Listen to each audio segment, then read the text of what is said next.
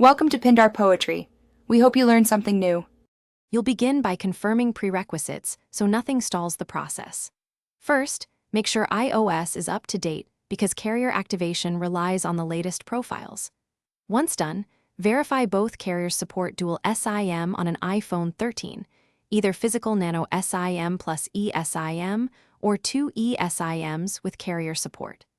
Have your Apple ID signed in and the carrier QR codes or activation codes at hand, because you'll need them to add or switch lines without reboots disrupting setup.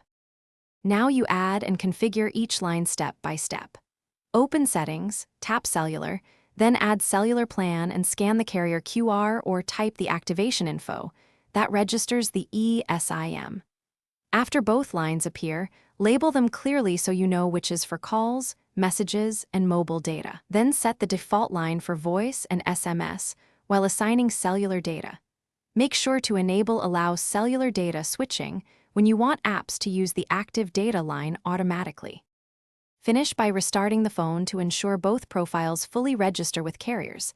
Then place test calls, send messages, and browse on each line to confirm data routing. If a line won't activate, remove and re-add the eSIM profile or ask the carrier to reissue the activation QR. Sometimes the carrier profile needs refresh.